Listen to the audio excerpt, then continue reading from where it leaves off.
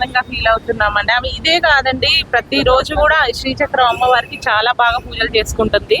మొదటి నుంచి ఇంతే అండి, ఇది మొదలు కాదు, చాలా ఎప్పటి నుంచో ఎన్నో సంవత్సరాల నుంచి మొదలు పెట్టింది. ఇది భారీ విజయవంతంగా కొనసాగుతుందండి ఇప్పటి వరకు. చాలా చాలా పూజలు చేస్తుంది ఆమె. ఎప్పుడు చూసినా అమ్మవారి నామస్మరణతోనే ఉంటుంది. ఇంట్లో కూడా కళలో బాగా వస్తుంది అమ్మవారు. మా పాపకి తల్లిదండ్రులు అవడం మా అదృష్టం. ఇది ఒకటి కాదు, ఇది ఒక పెద్ద ప్రపంచం కమ్మానికి. మా బాబు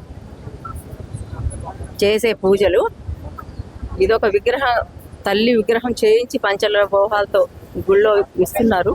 నిన్న మా ఇంట్లో ప్రతిష్ఠించుకున్నాము, ఈరోజు గుడికి అందజేస్తున్నామని మా పాపకి కృతజ్ఞతలు తెలుపుకుంటున్నాను. ఉందండి మాకు చాలా ఈ కార్యక్రమంలో పాల్గొన్నందుకు చాలా హ్యాపీగా ఉంది.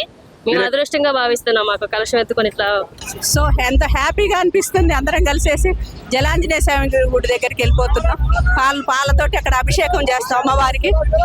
అందరూ కలిసి మంచిగా హ్యాపీగా అనిపిస్తుంది మాకు. అసలు 5 కిలోమీటర్స్ అయినా కానీ మేము నడిచినట్టే అనిపించట్లేదు. ఇక్కడే ఖమ్మమేనండి, ప్రశాంతి నగర్. అది హ్యాపీగా అనిపిస్తుంది మంచిగా. అందరూ అన్ని ఏరియాస్ నుంచి వచ్చారు. అది అందరు చాలా హ్యాపీగా ఉందండి, చాలా సంతోషంగా ఉంది. నడుచుకుంటూ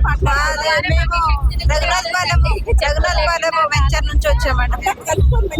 చాలా హ్యాపీగా ఉంది. ఈ అమ్మాయి ప్రశాంతి అనే అమ్మాయి చాలా పూజలు ఇలా చేస్తూ ఉంటదండి ప్రతి ఇయర్. అన్ని ఉత్సవాలు ఇట్లా జరుపుకుంటూ ఉంటుంది. ఫస్ట్ టైం ఒకసారి వచ్చిందంటే తను పట్టించుకోలేదండి అమ్మవారి కల్లోకి వచ్చి చెప్పినప్పుడు.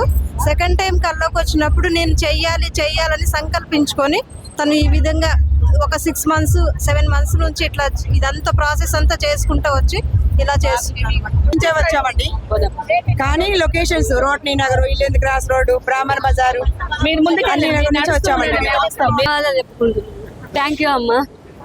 మా చెల్లండి, మా ఇంటి మహాలక్ష్మి బాగా పూజలు చేస్తుందండి. తనే మా కులదైవం. మీరు బిందెల పాల కలశాలతో అభిషేకం చేయడము నా కళలో నిజం చేయాలి అనుకుంటే అది చాలా పెద్దగా వైభవంగా చేయాలి అని నాకు అనిపించిందండి. నేను అది అనుకునే ఇంకా ఇలా చెయ్యాలి అమ్మని. నేను పంచలోహాల విగ్రహాన్ని చేయించి ఆ మహాలక్ష్మి అమ్మవారిని గుడిలో ఇస్తున్నాను. నా చేతుల మీదుగా పాలాభిషేకం చేయించి ఆ గుడిలో ఉత్సవ విగ్రహంలో ఇస్తున్నానండి. అది కూడా అలా జరగడం చాలా అద్భుతంగా ఉంది.